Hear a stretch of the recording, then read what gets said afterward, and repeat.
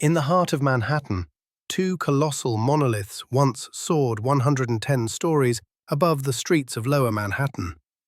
These were the Twin Towers of the World Trade Center, each reaching a staggering height of 1,368 feet.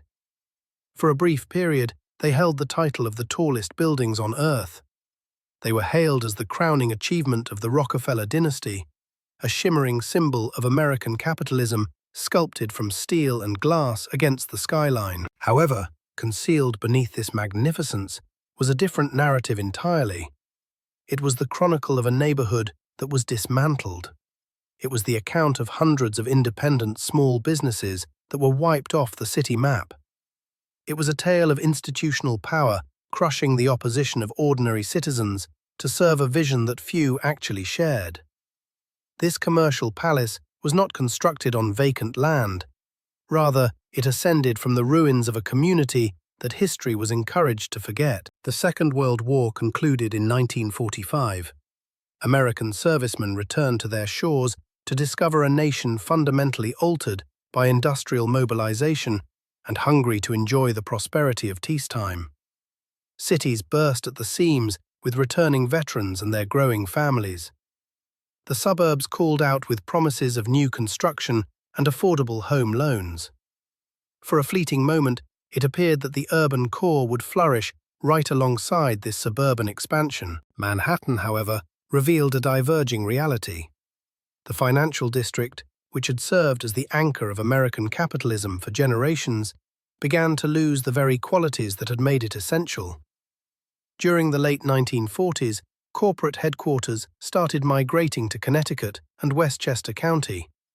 Executives increasingly favored sprawling office campuses with ample parking over the cramped, subway-dependent buildings of the city. Tax incentives made the departure even more appealing. This exodus gained momentum throughout the 1950s. Companies that had leased office space in Lower Manhattan for decades filed change of address paperwork and left. Entire buildings stood partially empty. Property values entered a steady decline. The tax base required to fund city services eroded with each passing year. New York faced an unprecedented crisis as the wealthiest metropolis in the country watched its economic foundation disintegrate. Lower Manhattan felt the pain most acutely.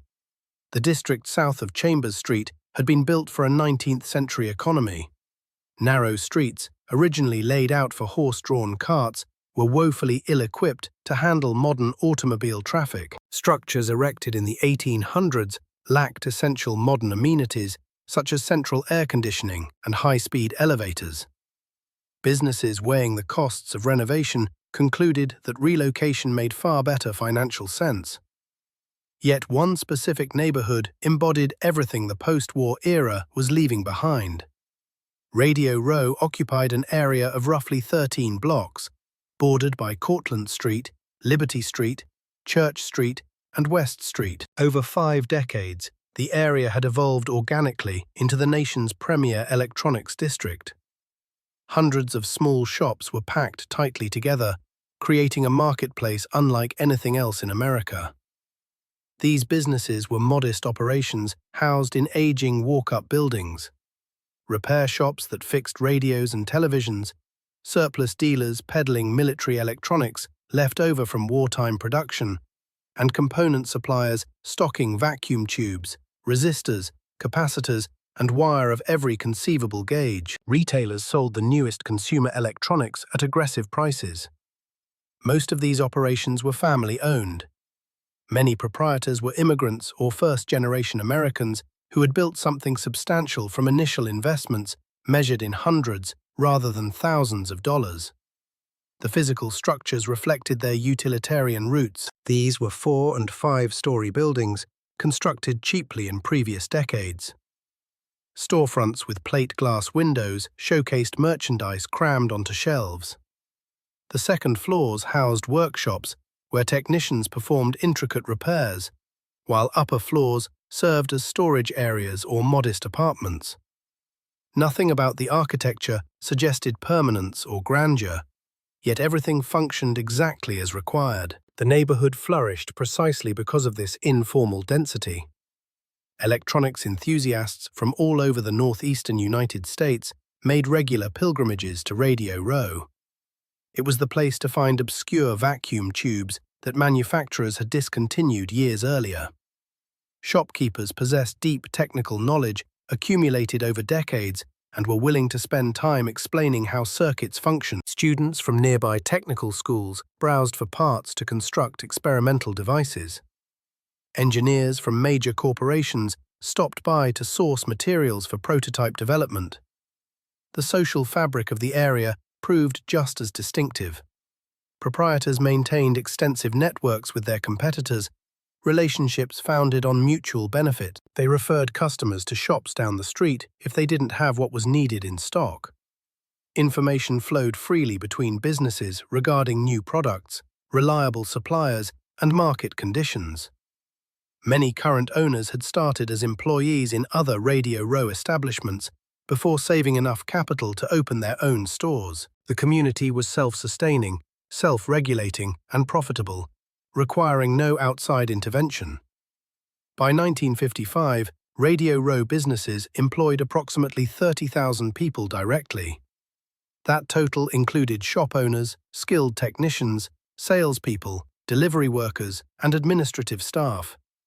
Annual sales likely reached into the tens of millions of dollars. Although exact figures were never centrally compiled, these businesses paid property taxes, sales taxes, and payroll taxes that contributed to city revenue at a time when those revenues were declining elsewhere. The neighborhood served functions beyond mere commerce. Radio Row was a place where technical knowledge was preserved and transmitted between generations through apprenticeship. Before electronics engineering programs became widespread, this neighborhood was where people learned by doing. A teenager interested in radio technology could get hired as a shop assistant and learn the trade through daily exposure to repairs and experienced technicians. That knowledge would support families for generations. None of this impressed the power brokers deciding New York's future. To urban planners and politicians evaluating Lower Manhattan, Radio Row represented exactly what needed to be cleared away. The buildings were antiquated, the streets were congested, the businesses were small-scale. The neighborhood generated tax revenue but failed to project the image of a modern global city. David Rockefeller viewed Radio Row through a different lens. He saw opportunity. He saw valuable real estate occupied by businesses that could be relocated or eliminated. He saw a blank canvas where something transformative could be erected. Most importantly, he recognized that he possessed the resources and connections necessary to execute that vision. Rockefeller was born in 1915, the youngest son of John D. Rockefeller, Jr. By the time David came of age, that massive wealth had been diversified into banking, real estate holdings, and philanthropic foundations. The Rockefellers were not merely rich. They were an American institution whose name opened doors that remained firmly locked to ordinary wealthy families. David studied economics at Harvard and earned a doctorate from the University of Chicago. He served briefly in military intelligence during World War II. In 1946, he joined Chase National Bank, which would later merge to become Chase Manhattan. He rose steadily through the ranks. By 1960, he was chairman and chief executive, controlling one of the world's most powerful financial institutions. His office sat in the financial district. He owned substantial real estate throughout Lower Manhattan through family investment vehicles. When property values began declining in the early 1950s, Rockefeller faced a choice. He could accept the deterioration and gradually divest, or he could attempt something far more ambitious. He could try to reverse the decline entirely through massive intervention, requiring government power on an unprecedented scale. In 1956, Rockefeller organized the Downtown Lower Manhattan Association. The name suggested a broad civic coalition. In reality, it functioned as a private planning group controlled by Rockefeller and a small circle of major property owners whose portfolios would benefit from redevelopment. The association hired urban planners and architects to study the district and propose solutions. The studies commissioned reached similar conclusions. Lower Manhattan needed a dramatic transformation. The existing building stock was obsolete. Street patterns were inefficient.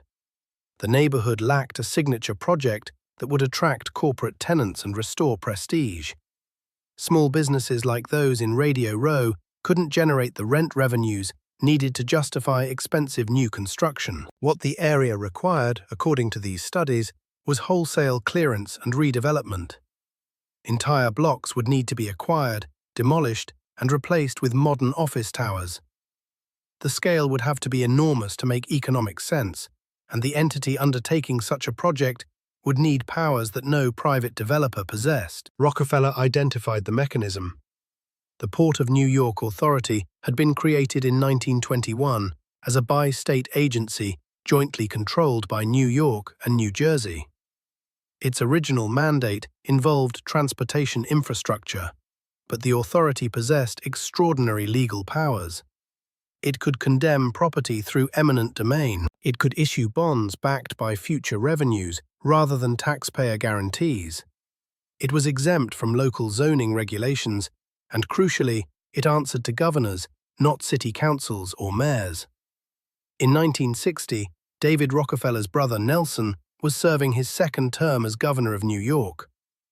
The Rockefeller family now controlled both the vision for Lower Manhattan's transformation and a significant portion of the political mechanism needed to execute it. The Port Authority had recently completed several major projects and was looking for new opportunities to justify its existence and expand its portfolio.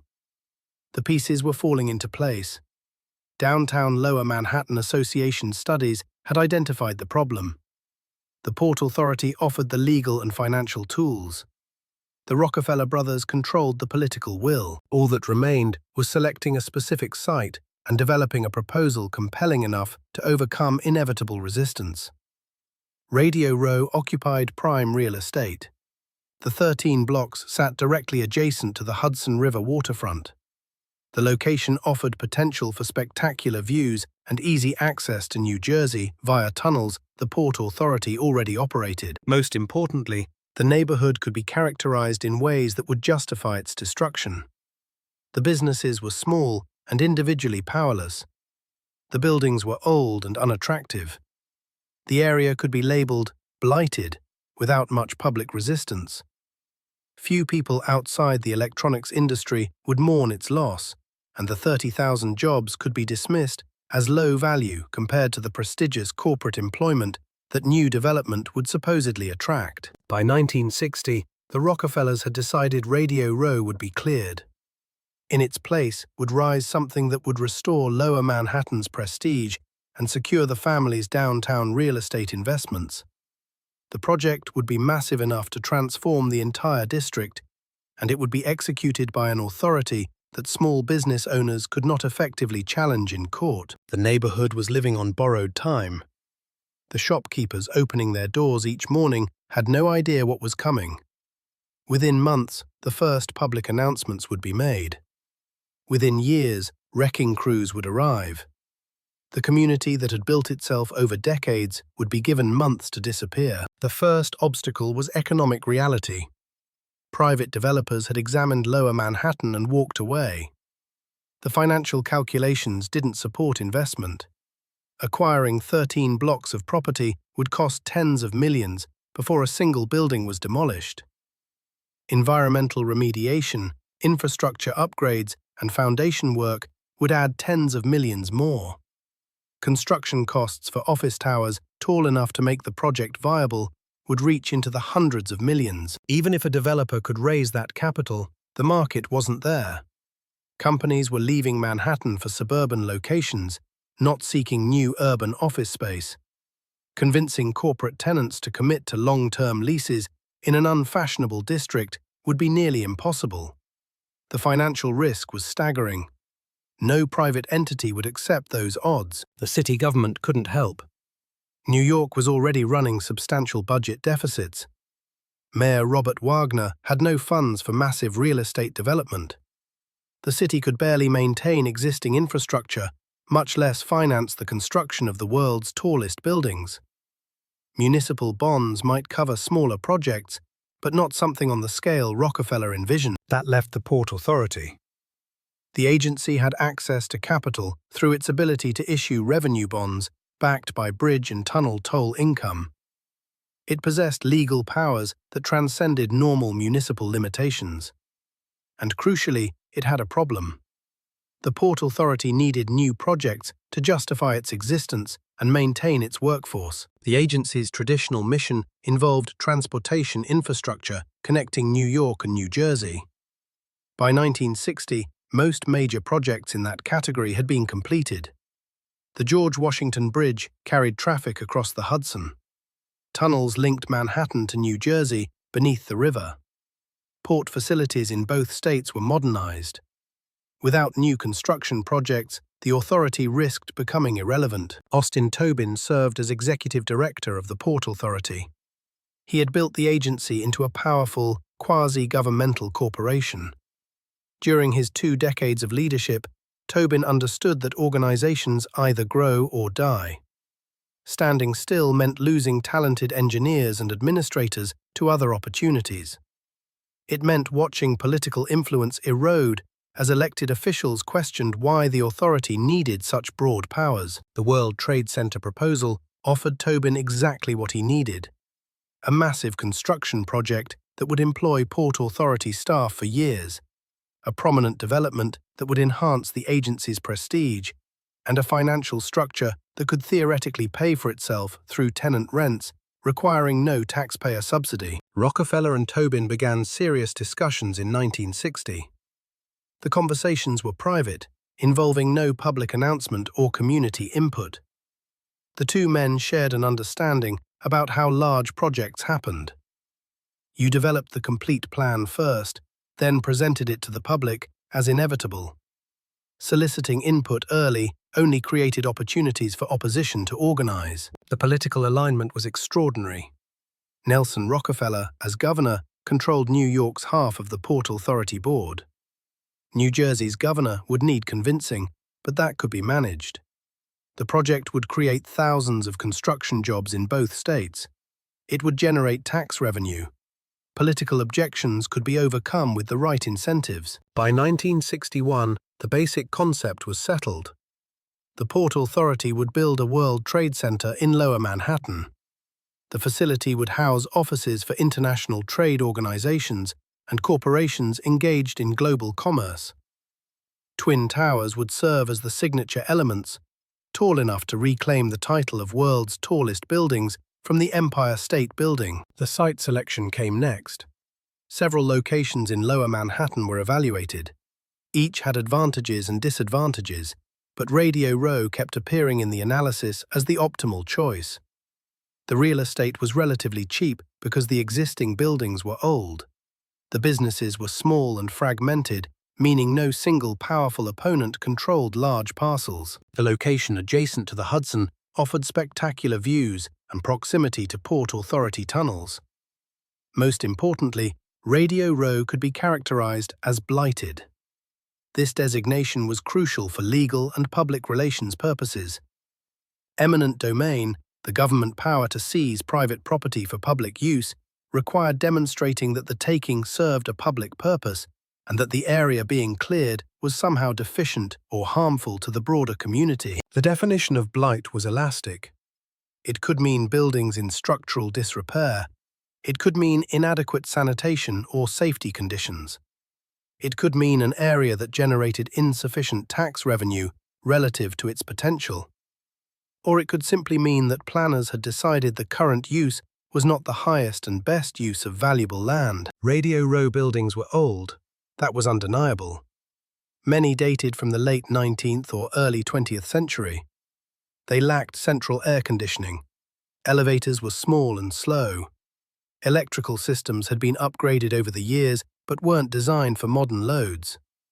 By contemporary standards for Class A office space, the structures were obsolete, but obsolete for office towers didn't mean obsolete for electronics, retail, and repair. The businesses didn't need modern amenities. They needed affordable rent and proximity to each other. The informal clustering that made Radio Row valuable as a marketplace was impossible to recreate in a modern office building where rents would be 10 or 20 times higher. The blight designation ignored this distinction. Studies commissioned by the Downtown Lower Manhattan Association focused on what the buildings lacked, not on whether those lacks mattered for current occupants. The conclusion was predetermined. Radio Row was blighted. Therefore, clearing it served the public interest. Therefore, eminent domain was justified. The business owners had no warning this was coming. Shopkeepers were focused on inventory, customers, and competition. They paid rent to landlords who owned the buildings. Most operated on modest profit margins. None had the resources or connections to learn what was being planned in closed-door meetings between Rockefeller and Tobin. On January 28, 1960, the Port Authority and the Downtown Lower Manhattan Association held a joint press conference. They unveiled plans for a World Trade Center to be built in Lower Manhattan. The presentation included architectural renderings showing twin towers rising higher than any existing structure. The project would cost an estimated $280 million. It would transform the city's skyline and restore Lower Manhattan's economic vitality. The announcement located the proposed site as the area bounded by Vesey Street, Liberty Street, Church Street, and West Street. Anyone familiar with the neighborhood recognized this immediately: Radio Row. Press coverage was generally favorable. The New York Times praised the ambition. Editorial pages celebrated the vision of modern towers replacing decaying blocks. Business sections analyzed the economic impact, predicting thousands of construction jobs and millions in tax revenue. The narrative was progress, modernization, urban renewal. These were the 1960s. Old things made way for new things. That was how cities evolved. Buried in the coverage were brief mentions of the businesses that would be displaced. The Times noted that approximately 800 small shops occupied the site. The number of jobs was reported as several thousand, though the exact figure was never firmly established. The general tone suggested these were unfortunate casualties of necessary progress, temporary disruptions that would be offset by greater benefits. The Radio Row business owners learned about the plan from newspapers. No one from the Port Authority or the Downtown Lower Manhattan Association had contacted them. No advance notice had been provided. The first indication that their life's work was scheduled for demolition came from reading the morning paper. Oscar Nadell owned a radio parts shop on Cortlandt Street. He had operated there for over 30 years. His father had started the business. Nadell had inherited it, expanded it, and raised a family on its income. The shop employed several people. Annual revenue was modest but reliable. The building wasn't much to look at, but the rent was affordable and the location was perfect for the electronics trade. Nadell read the announcement with growing disbelief. His building was scheduled to be demolished. His business would be forced to relocate. Compensation would be based on property appraisals conducted by the Port Authority, the same organization that wanted to take his property. He would have no choice in the matter. The government had decided his shop was in the way. He called other business owners. Everyone had the same questions. Could the Port Authority actually do this? What were their rights? Could they fight the condemnation? Where would they relocate? How much would they be paid? Who could they contact for answers? The shopkeepers began organizing. They formed the Downtown West Businessmen's Association. Nadell became a spokesman. They pooled money to hire lawyers. The legal team reviewed the Port Authority's powers and delivered discouraging news. The agency had broad authority to condemn property for public purposes. Courts historically deferred to government claims that projects served public interests. The blight designation, however questionable, would be difficult to challenge, but the lawyers found potential vulnerabilities. The Port Authority's original mandate involved transportation infrastructure, not office building development. Could the agency legally claim that luxury office towers constituted a public purpose? Did housing international trade organizations justify seizing private property from American small business owners? These questions might provide grounds for legal action. The business owners also mounted a public relations campaign. They invited reporters to tour Radio Row. Journalists saw functioning stores filled with customers, not blighted decay. They interviewed proprietors who described building their businesses over decades. They documented the community's economic contribution. The narrative began to shift slightly. Maybe this wasn't simply progress replacing obsolescence. Maybe this was powerful interests destroying a viable community for private gain. The Port Authority responded by accelerating its timeline. Delays only gave opposition time to organize and build political support. Tobin pushed for quick approval from the Port Authority Board, rapid property appraisals, and immediate condemnation proceedings. The faster the process moved, the less opportunity existed for effective resistance. By 1962, the battle lines were clear. The Port Authority and Rockefeller interests had the power, the money, and the political connections. The Radio Row business owners had justice on their side, but little else. They could file lawsuits, hold press conferences, and appeal to elected officials.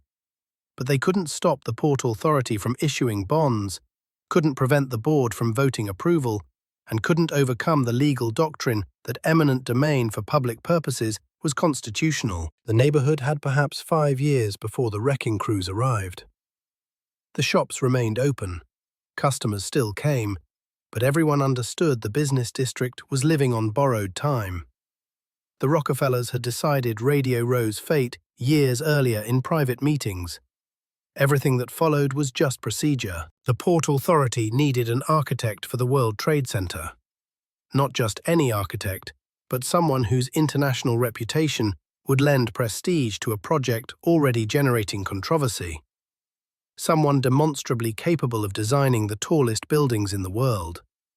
Someone willing to work within the constraints that Tobin and Rockefeller had already established. The choice fell on Minoru Yamasaki. The selection carried layers of irony that apparently escaped notice at the time. Yamasaki was a Japanese American who had spent part of World War II affected by internment policies. Now he was being asked to design the ultimate symbol of American capitalist triumph on land seized from small business owners through government force. Yamasaki had been born in Seattle in 1912 to immigrant parents who ran a small business. He studied architecture at the University of Washington, supporting himself through part-time work. After graduation, he moved to New York and found employment with various firms, working his way up through talent and persistence despite the discrimination Japanese Americans faced in professional settings. When war came, Executive Order 9066 authorized the removal of Japanese Americans from the West Coast. Yamasaki's family was sent to camps. He avoided internment only because he was already living in New York. But the experience marked him profoundly. He had witnessed his parents lose everything they had built because the government decided their presence was inconvenient. By the early 1960s, Yamasaki had established himself as a significant architect. His designs emphasized light, openness, and human scale. He believed buildings should inspire and comfort their occupants, not overwhelm them. His buildings featured delicate details, natural materials, and careful attention to how people would actually use spaces. The World Trade Center Commission required him to abandon most of these principles. The program was predetermined.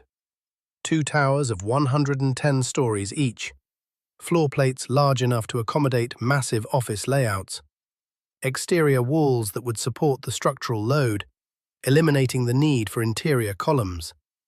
The scale alone contradicted everything Yamasaki believed about humane architecture. He accepted the commission anyway. The reason was simple. This was the largest architectural project in the world. Turning it down would have been professional suicide. Whatever reservations he had about the scale or the circumstances could be rationalized. Every architect made compromises. This was simply a larger compromise for a larger fee. Yamasaki's design emerged from engineering constraints as much as aesthetic vision. Buildings of this height faced enormous wind loads. Traditional steel frame construction with exterior curtain walls wouldn't work. The walls themselves would need to carry structural loads, creating a tube that resisted lateral forces. The solution was a facade of closely spaced vertical aluminium columns. Each column was 18 inches wide. They were positioned just 22 inches apart, creating a dense vertical rhythm that made the towers look like they were wrapped in metal fabric. The narrow window spacing was an engineering necessity, but Yamasaki claimed it also served a psychological purpose. He was allegedly afraid of heights. The closely spaced columns made the windows feel smaller and less vertiginous. The windows themselves couldn't open. This was standard for modern office towers, where climate control required sealed environments. But the decision had consequences. Occupants would have no fresh air, no control over their immediate environment. They would work in hermetically sealed boxes, entirely dependent on mechanical systems for comfort and survival. Yamasaki designed other elements to humanize the scale. The towers would rise from a plaza elevated above street level. The plaza would feature sculpture, fountains, and trees. The ground floors would include restaurants and shops, creating public gathering spaces. The lobby design emphasized light and openness, with soaring ceilings that would make visitors feel they were entering somewhere significant. These gestures couldn't overcome the fundamental inhumanity of the program. The towers would house 50,000 workers in each building. That density was unprecedented. The elevators alone required extraordinary innovation. Traditional elevator systems couldn't serve 110 floors efficiently. Yamasaki and the engineering team developed a sky lobby system. Express elevators would carry passengers to lobbies on the 44th and 78th floors, where they would transfer to local elevators serving specific floor ranges. The engineering was brilliant. The human experience would be alienating. Workers would spend their days in identical floors, stacked one atop another. They would have no control over temperature or air quality. They would be utterly dependent on elevators for entry and exit. If anything went wrong with the building systems, thousands of people would be trapped. Yamasaki never publicly acknowledged these contradictions. Interviews featured him discussing the aesthetic refinements, the careful proportions, the play of light on aluminium surfaces. He presented the towers as a humanist achievement, a celebration of international cooperation and commerce. The promotional materials showed well-dressed executives working in pleasant offices with dramatic views. The reality that the buildings were being constructed on land seized from unwilling sellers went unmentioned. The Port Authority's publicity materials made no reference to Radio Row. The narrative was progress and modernity, not displacement and destruction. Yamasaki participated in this selective storytelling. Perhaps he had no choice. Perhaps he genuinely believed the towers served a greater good that justified the means. While Yamasaki refined his designs, the legal battle over Radio Row intensified. The business owners filed suit in 1962, challenging the Port Authority's right to condemn their property. Their lawyers argued that building luxury office towers did not constitute a public purpose as required by eminent domain law. The Port Authority countered that the World Trade Center would serve public functions. It would house international trade organizations. It would provide offices for government agencies. The facility would promote commerce and economic development, benefiting the entire region. These public purposes justified the property seizures. The case reached the New York Court of Appeals. In March of 1963, the court ruled in favor of the Port Authority. The judges accepted the agency's argument that promoting international trade served a legitimate public interest. The blight designation for Radio Row was not seriously challenged.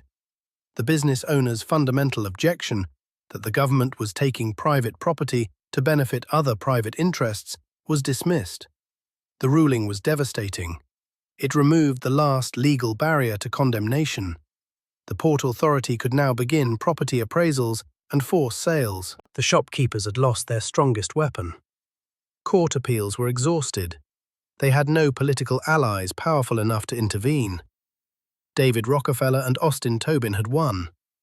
The appraisal process began immediately. Port Authority assessors toured Radio Row properties, examining buildings and businesses.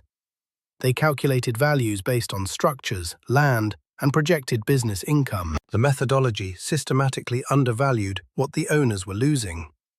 A building purchased decades earlier for $20,000 might be appraised at $30,000, reflecting land appreciation but ignoring inflation or replacement costs. Business goodwill, the intangible value of customer relationships and location, was given minimal weight. The cost of relocating inventory, finding new space, and rebuilding clientele was barely considered. Oscar Nadel's radio shop was appraised at a fraction of what he believed it was worth. The assessors looked at his lease, his inventory, his customer base. They calculated what they claimed was fair market value. Nadel knew the number was absurd. His business generated enough income to support his family and employees. Moving it would cost far more than the compensation offered. Starting over at age 60 was not a realistic option. Hundreds of other owners received similar news. The compensation was inadequate. The timeline was compressed. They would be forced to sell and vacate within months. Some owners were elderly. They had planned to operate their businesses for a few more years, then retire on the proceeds from selling to someone else. The Port Authority was offering them a fraction of what willing buyers might have paid. The business owners tried negotiating. They requested higher appraisals, longer timelines, relocation assistance. The Port Authority made minimal adjustments. Tobin wanted the site cleared and construction started.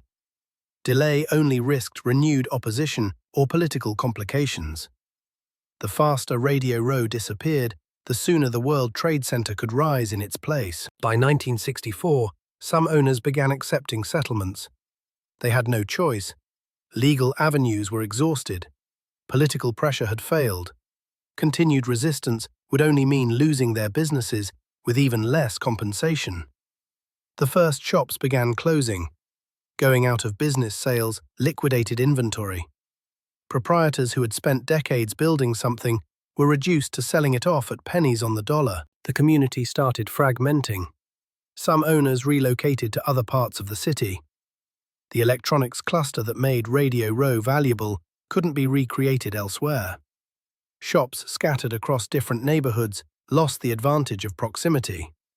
Customers who could walk from store to store, comparing prices and components, now had to travel across the city. The ecosystem was being destroyed. Other owners simply retired. They took their inadequate compensation and gave up. Finding new locations, negotiating leases, rebuilding customer bases, the effort seemed insurmountable, especially for older proprietors who had already invested decades. They closed their shops, took what the Port Authority offered, and tried to make peace with the loss. A few held out. They refused settlements and forced the Port Authority to take legal action. Condemnation proceedings dragged through courts. These owners knew they would ultimately lose, but wanted to impose maximum delay and cost on the project. If they couldn't save Radio Row, they could at least make the Rockefellers and Tobin pay for destroying it. The media coverage dwindled. Early stories about the David versus Goliath legal battle gave way to construction updates.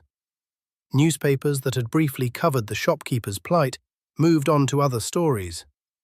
Radio Row was becoming history. The World Trade Center was the future. Readers wanted to know about the towers, not about the businesses being cleared away to build them. By 1965, the outcome was certain. Demolition would begin within months. Radio Row would cease to exist, and Minoru Yamasaki's towers would rise on ground cleared through government power wielded on behalf of private interests. The wrecking crews arrived in March of 1966. Demolition of Radio Row began on the east side of the district, working systematically westward toward the Hudson River. The Port Authority wanted the site cleared as quickly as possible. Every month of delay meant continued costs and political risk. The first buildings to fall were the smallest and oldest. Crews broke through roofs, knocked down walls, and hauled away debris. Dump trucks lined the streets, carrying rubble to landfills in New Jersey. The work proceeded with industrial efficiency. Buildings that had stood for 70 or 80 years disappeared in days. Shop owners who had already vacated watched from across the street. Some came to witness the destruction of places where they had spent decades. Others stayed away, unable to bear seeing it. The photographs from that spring show men in suits standing on sidewalks, staring at piles of brick and splintered wood that had been their businesses. Not everyone had left. A handful of proprietors refused to accept the settlements or acknowledge the condemnation orders. They remained in their shops serving customers, maintaining the fiction that normal business could continue. The Port Authority obtained court orders authorizing physical removal. City marshals arrived with eviction notices. The holdouts were escorted from their buildings. Their possessions were moved to the street. Oscar Nadell was among the last to go. He had operated his radio shop for 33 years. Every component on his shelves represented knowledge about suppliers, manufacturers, and customer needs. Walking away meant abandoning that accumulated expertise. But on a morning in April of 1966, marshals knocked on his door and told him he had 2 hours to remove what he could carry. Nadell filled boxes with inventory. He left most of it behind. There was no time to pack everything, no place to store it all. The business he had inherited from his father and built into something sustainable was reduced to whatever fit in his car. He drove away as demolition crews prepared to tear down the building. Within a week, the structure was rubble. The human cost extended beyond the 800 business owners. Each shop had employed people, technicians who repaired radios and televisions, salespeople who helped customers find components, delivery drivers who moved inventory, office staff who managed paperwork. Conservative estimates suggested 30,000 jobs were directly tied to Radio Row businesses. Most of those employees were not compensated. The Port Authority paid settlements to property owners and primary business operators. Workers who had spent years or decades employed in Radio Row shops received nothing. They lost their jobs when their employers were forced out. They had to find new work in an economy that was already shedding manufacturing and technical jobs. Some employees followed their employers to new locations, but found that relocated businesses operated on tighter margins, with higher rents, and couldn't afford the same staff levels. Workers who had been fully employed found themselves with reduced hours or no position at all. The ripple effects spread through families and communities. Mortgages couldn't be paid. Children's education plans were disrupted. Retirements were delayed or abandoned. The African American and immigrant communities that had found economic footing through Radio Row were hit particularly hard. The neighborhood had been one of the few places where technical skills mattered more than surname or skin color. Shop owners hired based on ability to repair electronics or knowledge of components. The electronics district had provided economic mobility for people who faced discrimination elsewhere. That ladder was removed. The scattered businesses that relocated to other parts of Manhattan or to outer boroughs couldn't recreate the clustering effect. The knowledge ecosystem that allowed a young technician to move from shop to shop, learning different specializations and building a reputation, no longer existed. Those opportunities disappeared with the neighborhood. The demolition accelerated through the summer and fall of 1966. Entire blocks vanished. The streetscape transformed from dense commercial buildings to open lots filled with debris. Dust hung in the air constantly. Noise from jackhammers and falling masonry echoed through lower Manhattan. The neighborhood surrounding the demolition zone endured months of disruption. By December, most of the structures were gone. 13 blocks that had contained hundreds of buildings now stood empty except for piles of brick, concrete, and twisted metal. Salvage crews picked through the wreckage, recovering anything valuable. Steel beams were cut apart and sold for scrap. Architectural details that might have been preserved in other circumstances were destroyed or lost. The Port Authority conducted no archaeological survey. No systematic documentation of the buildings was undertaken. A few photographers captured images of the demolition, but no comprehensive record exists of what Radio Row looked like in its final years. The neighborhood was erased from the physical landscape and nearly erased from memory. Contemporary news coverage focused on the construction project beginning, not the community that was ending.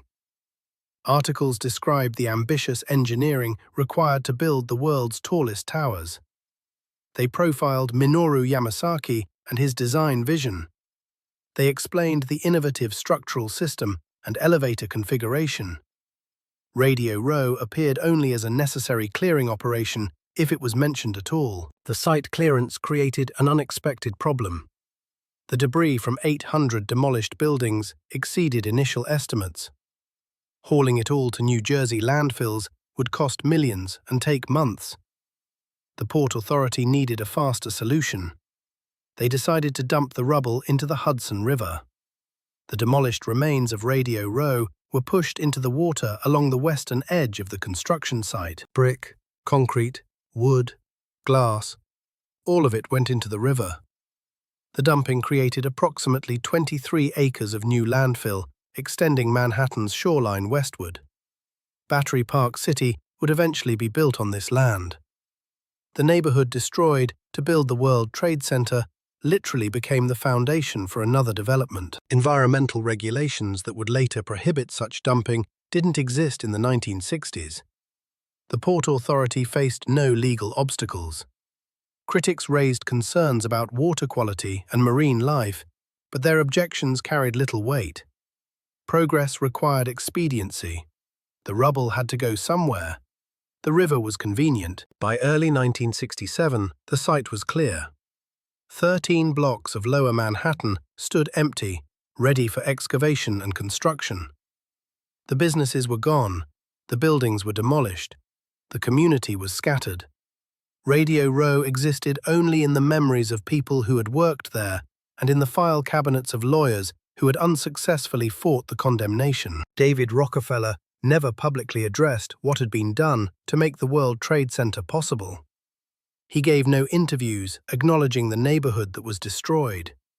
His public statements focused on urban renewal, economic revitalization, and New York's future as a global city. The human cost was not mentioned. Austin Tobin similarly avoided the topic. Port Authority press releases celebrated the beginning of construction on the world's largest building project. They highlighted the engineering challenges ahead, the jobs that would be created, and the prestige the towers would bring. The fact that the site had recently been occupied by 800 functioning businesses was treated as an irrelevant historical detail. Minoru Yamasaki participated in this silence. His interviews and writings about the World Trade Center never mentioned Radio Row. He discussed his design philosophy, his concern for human scale, his hope that the buildings would inspire and uplift. He said nothing about the people whose displacement made his towers possible. The cleared site now waited for the next phase. Excavation would have to reach bedrock, 70 feet below street level. Engineers would have to solve the problem of building foundations while preventing the Hudson River from flooding the pit. Construction would require innovations in materials, techniques, and safety procedures. The project would take years and cost far more than initial estimates, but those were technical problems, difficult certainly, but solvable with enough money and expertise. The moral problem, whether seizing private property from hundreds of small business owners to build luxury office towers served any legitimate public purpose, was never seriously debated. The courts had ruled. The demolition was complete. The questions that should have been asked were buried under rubble at the bottom of the Hudson River. Excavation began in August of 1966, even before demolition was complete. The foundation would be the most technically challenging part of the entire project. The towers needed to reach bedrock 70 feet below street level, but bedrock in Lower Manhattan sits beneath layers of soil and fill that had accumulated over centuries, and just 300 feet to the west flowed the Hudson River. Traditional excavation methods wouldn't work. Digging a massive pit that close to the river would allow water to seep through the soil and flood the site. The excavation would become an artificial lake. Engineers needed a way to dig down while simultaneously preventing water infiltration. The solution was a slurry wall. The technique had been used in Europe, but never on this scale in the United States. Crews would dig a trench around the perimeter of the site, filling it with a mixture of water and bentonite clay as they went. The slurry would be dense enough to prevent the trench walls from collapsing. Once the trench reached bedrock, workers would lower steel reinforcement cages into the slurry, then pump in concrete. As the concrete displaced the slurry, it would create a permanent underground wall anchored in bedrock. The wall would be 3 feet thick and extend 70 feet down. It would form a waterproof barrier around the entire 16-acre site. Once complete, crews could safely excavate the interior, pumping out groundwater and digging down to bedrock. The slurry wall would both hold back the Hudson River and eventually form part of the permanent foundation structure. Construction of the slurry wall began in early 1967. Specialized equipment was brought from Europe. Workers excavated the perimeter trench in sections, each about 20 feet long. The work was slow and precise. Any mistake could compromise the wall's integrity and doom the entire project. The excavation itself removed an astonishing volume of earth. Approximately 1.2 million cubic yards of soil and rock had to be hauled away. That material, like the demolished buildings before it, went into the Hudson River to create landfill. Day after day, trucks carried loads from the pit to the waterfront, where bulldozers pushed it into the water. By late 1968, the excavation was complete. The site now consisted of a massive pit surrounded by slurry walls. Bedrock was exposed across 16 acres.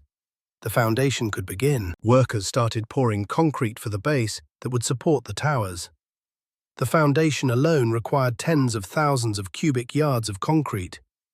Steel fabrication had been underway for months at mills in the Pacific Northwest. The structural design called for a new approach. Traditional skyscrapers use steel frame construction, with columns distributed throughout the building. The World Trade Center would instead use a tube structure. Closely spaced steel columns on the exterior walls would carry most of the structural load, allowing column-free floor space inside. Each tower would have 240 exterior columns. The columns were fabricated as prefabricated units, with 3 columns joined together spanning 3 floors. These units weighed approximately 22 tons each. They were shipped by rail from the West Coast, a journey that took weeks. Coordination was critical. The first steel went up in August of 1968 for Tower 1, the North Tower. Ironworkers guided the massive column units into place, bolting them to the foundation and to each other. The exterior began taking shape, the dense vertical rhythm of columns that Yamasaki had designed becoming visible. Tower 2, the South Tower, began rising 6 months later. The Port Authority had decided to stagger construction to spread out costs and allow lessons learned from the first tower to inform work on the second. The work was dangerous. Ironworkers operated at extreme heights in all weather conditions. Wind was a constant hazard. Manhattan's position at the confluence of rivers created unpredictable gusts. Safety equipment was primitive by later standards. Falls were common. The first fatality occurred in January of 1970. Carl Coe, an ironworker, fell from the 44th floor. He was 36 years old and left behind a wife and children. The Port Authority issued statements about safety protocols. Work continued the next day. More deaths would follow before construction was complete. The exact number of fatalities remains disputed. Port Authority records acknowledge some deaths, but likely undercounted. Workers who died from injuries sustained on site, but who passed away days later in hospitals, may not have been included. Estimates range from 6 to over a dozen workers killed during construction. Each death represented a family destroyed. The victims were skilled tradesmen doing dangerous work for wages that barely supported middle-class lives. They built the towers that would make the Rockefellers and Port Authority commissioners proud, and they paid for that achievement with their lives. The construction proceeded relentlessly. By 1970, both towers were rising above the Manhattan skyline. Their height became apparent as they surpassed neighboring buildings. When they reached 80 stories, they were taller than everything in Lower Manhattan except each other. Cost overruns began almost immediately. The initial estimate of $280 million proved wildly optimistic. Foundation challenges cost more than anticipated. Steel prices increased. Labor costs exceeded projections. The innovative structural system required custom engineering at every stage, adding expenses that standard construction wouldn't have incurred. By 1971, the projected total cost had risen to approximately $600 million. By completion, it would exceed $900 million. The Port Authority could absorb these overruns by issuing additional bonds backed by bridge and tunnel revenues. But the escalating price tag created political problems. Austin Tobin defended the project by emphasizing the public benefits. The World Trade Center would house international trade organizations promoting commerce. It would provide offices for government agencies. The observation deck would attract tourists. These public functions justified the expense. The fact that the vast majority of space would be rented to private corporations at market rates was downplayed. The construction timeline also slipped.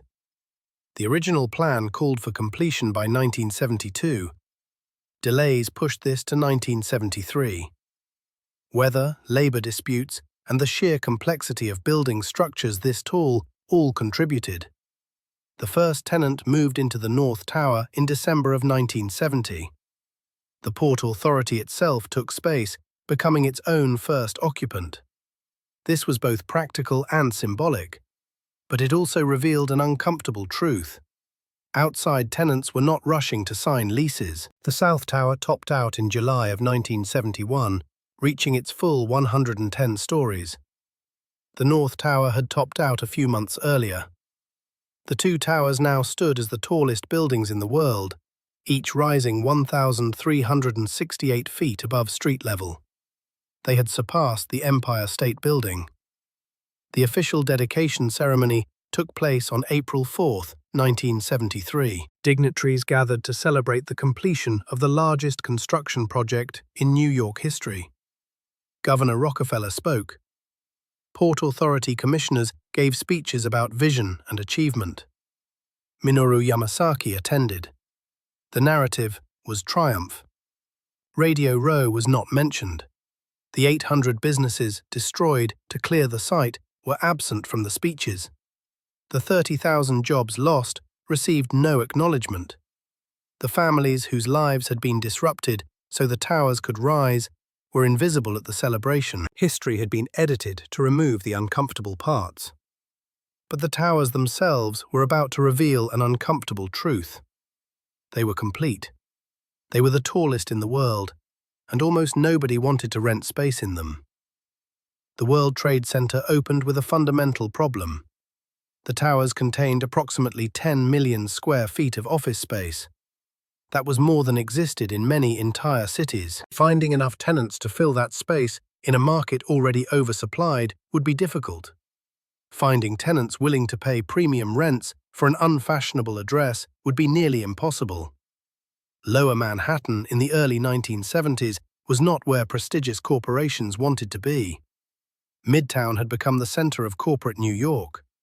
Park Avenue, 6th Avenue, Madison Avenue. These were the addresses that conveyed status. Banks, law firms, and major corporations clustered in Midtown because that's where their competitors and clients were located. The World Trade Center had a second problem.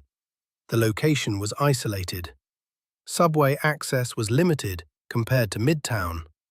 The neighborhood shut down after business hours. There were few restaurants, no cultural attractions, minimal retail. Employees who worked in the towers would spend their days in a business district that felt dead once the markets closed. The Port Authority had commissioned studies predicting strong demand from companies involved in international trade. These projections proved wildly optimistic. Corporations engaged in global commerce saw no particular advantage to being in a building called the World Trade Center. They needed good telecommunications, convenient transportation, and proximity to partners. A Lower Manhattan address offered none of these advantages. By mid-1973, occupancy rates were dismal. The Port Authority itself occupied substantial space, effectively renting from itself to avoid the embarrassment of completely empty floors. The New York state government leased multiple floors, a favor arranged by Governor Rockefeller. These government tenants accounted for a significant portion of occupied space. Private sector leasing was catastrophic. Major corporations showed no interest. The buildings that were supposed to restore Lower Manhattan's prestige were being rejected by the very companies they were meant to attract. Real estate brokers struggled to book tours. The financial implications were severe. The Port Authority had borrowed nearly $900 million to build the towers. That debt needed to be serviced through rental income, but with occupancy below 50 and climbing slowly, rental revenues fell far short of debt payments. The authority was covering shortfalls by diverting money from bridge and tunnel operations. This created political problems. The Port Authority was supposed to be self-sustaining. Bridge and tunnel tolls paid for bridge and tunnel maintenance. Using those funds to subsidize empty office towers violated the implicit compact with toll payers. Commuters were effectively subsidizing David Rockefeller's failed real estate speculation. Critics began calling the towers Rockefeller's folly.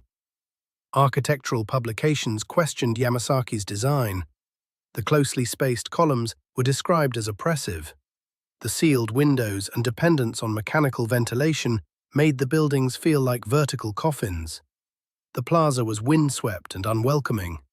People avoided it. The observation deck on the South Tower's 110th floor opened in December of 1973. This provided one clear success. Tourists came in enormous numbers. The views were spectacular. The deck generated substantial revenue and created positive publicity. But tourist dollars couldn't make up for empty office floors.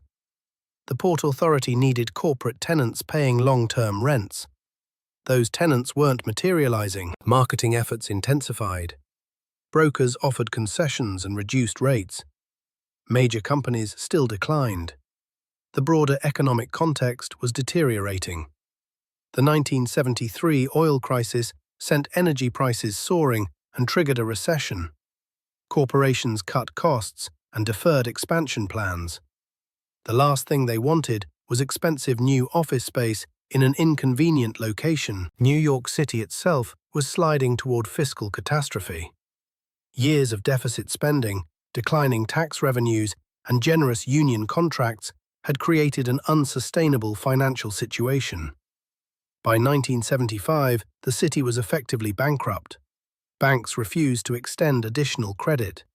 The near collapse of New York became a national crisis. President Ford initially refused federal assistance. Eventually, emergency loans were arranged, but the city entered a period of brutal austerity. Services were cut, employees were laid off, infrastructure maintenance was deferred, crime increased. This environment did nothing to help World Trade Center leasing.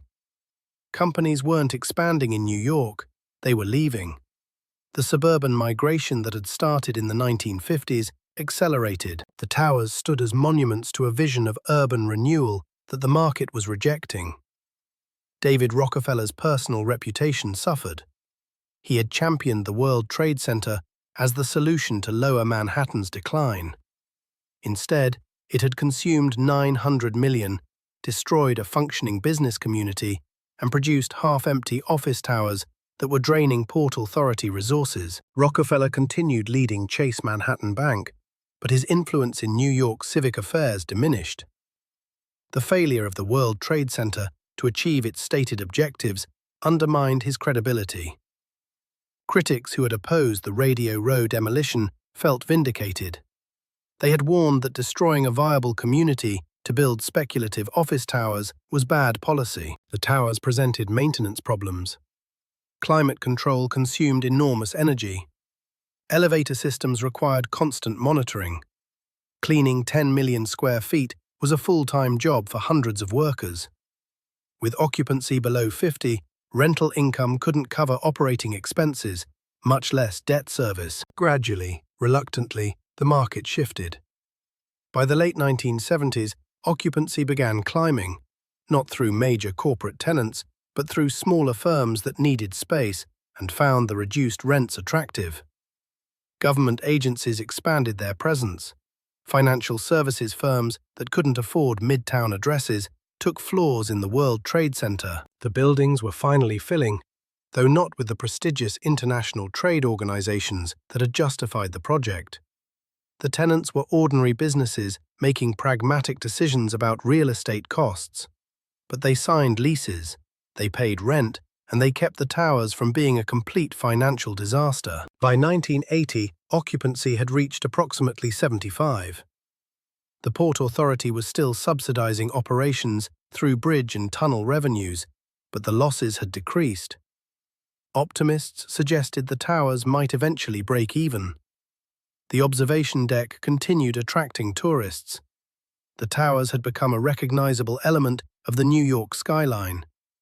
Photographers included them in cityscape shots.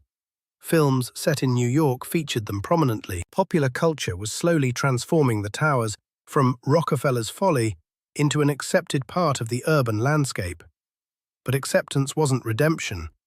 The towers existed because 800 small businesses had been destroyed. They were built with money borrowed against future revenues that took a decade to materialize. The vision of Lower Manhattan renewal through prestige development had largely failed. Corporate headquarters continued clustering in Midtown. The Rockefeller family never publicly acknowledged these failures or the methods used to make the project possible. David Rockefeller's memoirs, published decades later, would defend the World Trade Center as a successful urban renewal effort. The destroyed businesses, the displaced workers, the years of financial losses, all of it would be minimized or omitted. The towers were standing. They were filling, and they were beginning to serve a function nobody had anticipated. They were becoming symbols. The 1970s gave way to the 80s. The towers that had opened to mockery and empty floors were becoming woven into the fabric of New York, not through careful planning or brilliant marketing, but through simple presence. They were there. They were enormous, and gradually people stopped seeing them as Rockefeller's mistake and started accepting them as part of the skyline. The observation deck became one of the city's premier tourist destinations. 2 million visitors annually rode elevators to the 107th floor of the South Tower.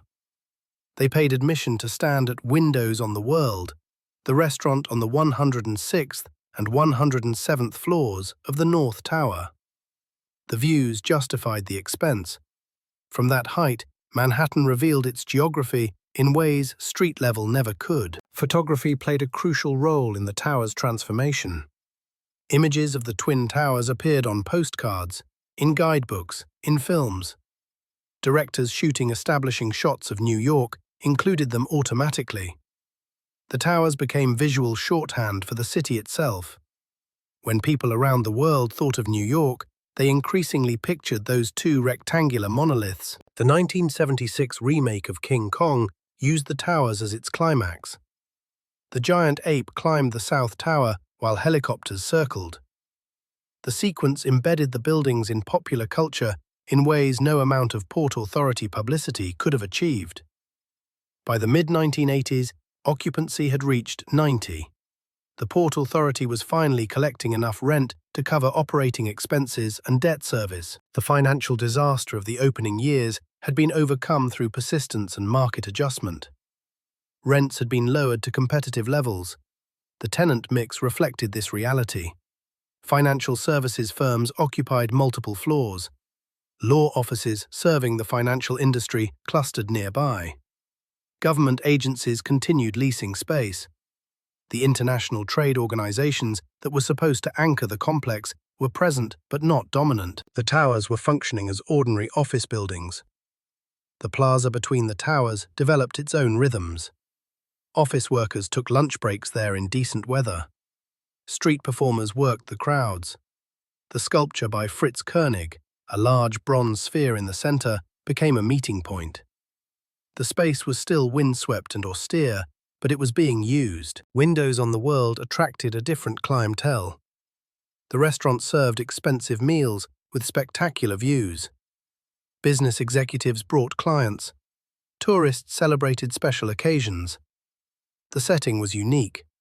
Sitting at a table on the 107th floor, while the city sprawled below, created an experience that justified the prices. The towers had also become a symbol of American capitalism in ways that complicated their meaning.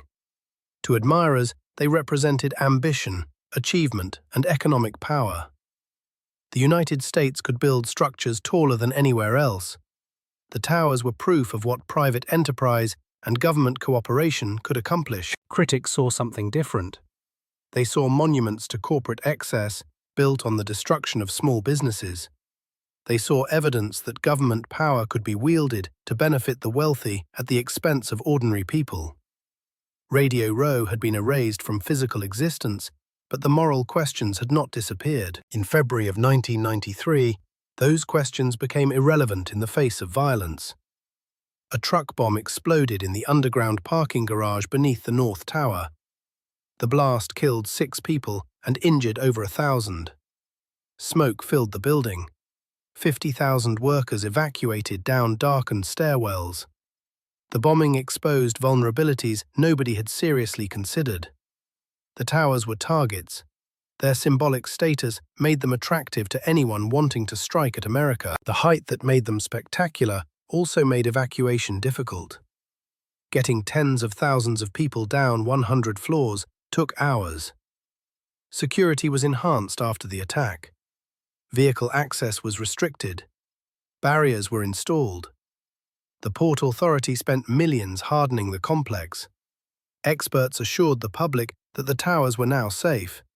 Life returned to normal. The 1990s brought peak success to the World Trade Center. Occupancy remained above 90. Rental income was strong. The observation deck and windows on the world were profitable. The Port Authority had finally achieved the vision, even if it had taken 2 decades longer than anticipated. The towers had become beloved by many New Yorkers, despite their controversial origins. Workers who spent their days in those buildings developed an attachment to them. The views were extraordinary. The towers had become familiar. They were part of people's daily lives. The skyline itself had changed around the towers. Other buildings had risen, but none approached their height. They remained dominant, visible from miles away. Approaching Manhattan, you saw them first. They announced the city. By 2000, the World Trade Center had been standing for 27 years. An entire generation had grown up knowing those towers as permanent features. Children born after the towers opened had no memory of the neighborhood that preceded them. Radio Row existed only in archives and in the fading memories of people who had worked there. The Rockefeller family's role had receded from public consciousness. David Rockefeller was in his 80s. His brother Nelson had died in 1979. The Downtown Lower Manhattan Association had dissolved. The mechanisms that had cleared Radio Row belonged to history. The Port Authority continued operating the complex. Annual revenues exceeded $100 million. The buildings required constant maintenance, but they were finally profitable. The debt incurred during construction had been refinanced at lower rates. Minoru Yamasaki died in 1986. His towers had become his most famous work, though critics argued they represented a betrayal of his humanist principles. Yamasaki had never publicly addressed the contradiction. The towers stood as his legacy. September 11, 2001, was a clear morning. 50,000 people went to work in the towers. At 8:46 a.m., American Airlines Flight 11 struck the North Tower. 17 minutes later, United Airlines Flight 175 hit the South Tower. The South Tower collapsed at 9:59 a.m. The North Tower fell at 10:28 a.m. 2,753 people died. The buildings that took 7 years to construct were gone in less than 2 hours. The attacks transformed the towers from controversial office buildings into sacred ground. The neighborhood, destroyed to build them, was forgotten entirely. The inadequate compensation paid to Radio Row business owners became irrelevant. The years of financial losses disappeared from discussion. What mattered was the catastrophic loss of life. The site became a memorial. The footprints where the towers had stood were preserved as reflecting pools. Names of the dead were inscribed on bronze panels. Visitors came to mourn, to remember, to pay respects. One World Trade Center, built on part of the original site, opened in 2014. It rises 1,776 feet, taller than the Twin Towers. The building is designed to be resilient against attacks. Radio Row is not mentioned in any of the memorial materials. The 800 businesses destroyed to clear the site have no plaque, no acknowledgement. Oscar Nadell and the other shop owners who lost their life's work are absent from the historical narrative. David Rockefeller died in 2017 at age 101. Obituaries praised his philanthropy and business leadership. The World Trade Center was mentioned as one of his major achievements. The methods used to make it possible were not discussed. The question that Radio Row business owners raised in the 1960s remains unanswered. Does the government have the right to seize private property from functioning businesses to build speculative real estate for other private interests? The courts said yes. The towers rose. But whether that legal authority should have been exercised is different from whether it could be. The towers stood for 28 years. In that time, they evolved from failure to fixture to symbol. They became beloved despite their origins. The destruction on September 11th sanctified them in ways their builders never anticipated. The dark story of how they came to be was buried beneath a narrative of loss and remembrance. The Rockefeller empire that built them is gone. The neighborhood they replaced has been forgotten. The towers themselves exist now only in photographs, in memories, and in the reflecting pools where they once stood. What remains are questions about power, about who decides what cities become, and about whether magnificence can ever justify the means used to achieve it.